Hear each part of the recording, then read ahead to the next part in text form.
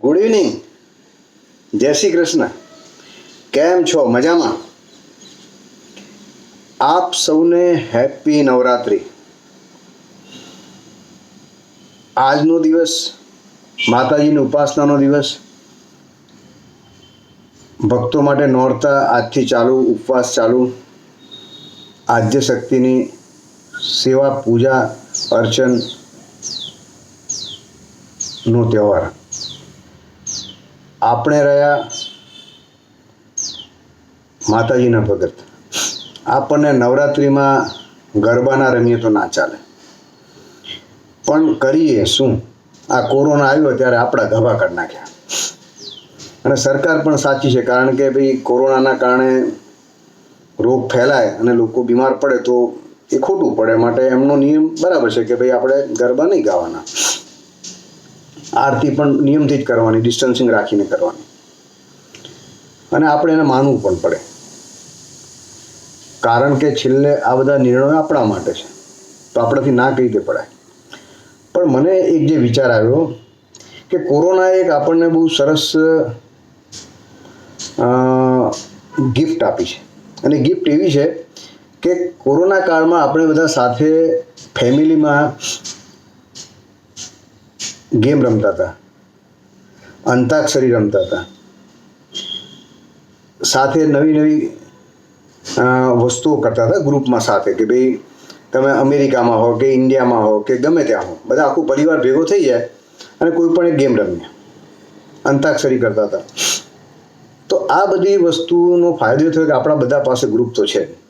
સોસાયટીનું group, ફેમિલીનું group, પછી આપણે એમાં ખાસ તો આપણે રમતા હતા કે હાઉઝી રમતા હતા.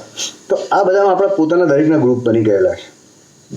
તો આ ગ્રુપમાં સપોઝ સોસાયટીનું ગ્રુપ છે કે આપણા પોતાના પરિવારનું ગ્રુપ છે, તો આ બધા ગ્રુપનો ફાયદો એ લઈ શકાય કે આપણે નવરાત્રિમાં સાથે જ આરતી કરીને સાથે ગરબા પણ ગાઈએ.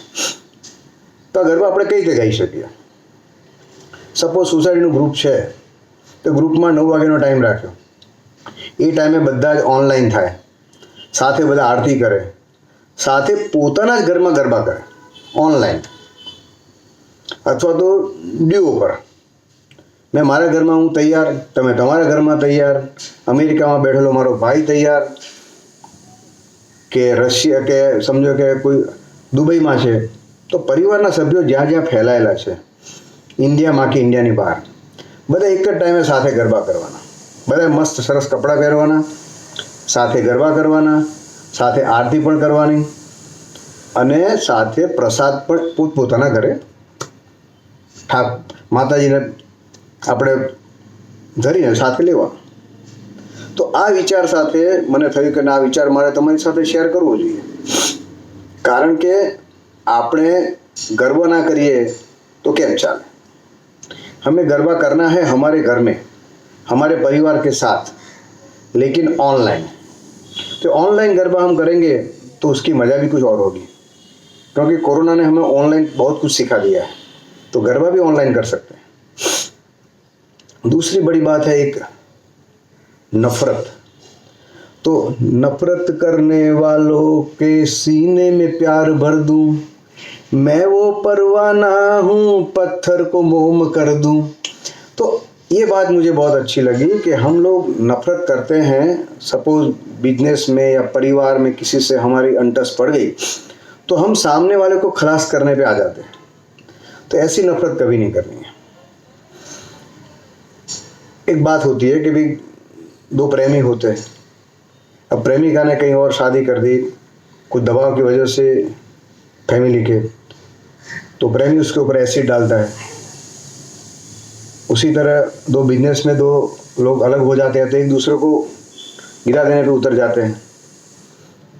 तो एक छोटी सी बात है कि ऐसा ही हुआ कि दो खास मित्र थे, वो बिजनेस में अलग हो गए. तो उनका जो दुश्मन था वो आके दूसरे को मिलता है कि भाई तेरे को उससे प्रॉब्लम हुआ ना, चल अपने दोनों मिलकर उसको तबाह कर देते हैं. तो मित्र बोलता है कि नहीं भाई, ये नफरत गलत है, मुझे उससे अंटस पड़ी, नो प्रॉब्लम, वो उसके रास्ते में मेरे रास्ते, हम दोनों अच्छे दोस्त थे और दोस्त रहेंगे, बिजनेस में भले अलग हुए. तो नफरत करने का मतलब ये नहीं है कि दूसरे को खलास कर देने का। एक बार एक राजा के राज्य में अकाल पड़ता है। राजा ने उसकी तिजोरी खोल दी और लोगों को खाने पीने का व्यवस्था किया, लेकिन फिर भी उसके पैसे कम पड़ गए। तो उनके सेनापति बोलते हैं कि अपने नगर सेठ के पास जाते, उनके पास भी काफ़ी धन है। तो राजा बोलता है कि नहीं, उसका और मेरा तो बनता नहीं है, तो वो कैसे करेगा। फिर भी वो बाकी भनक वो नगरपति को आ जाती है, नगर सेठ को। तो वो भी उसके सब धन दौलत सब खोल देता है दरबार में से, और गरीबों के लिए, पूरी प्रजा के लिए। तो राजा बहुत खुश होते हैं और वो नगर सेठ को बुलाते कि भाई आपने मेरे साथ इतनी दुश्मनी थी, फिर भी क्यों ऐसा किया।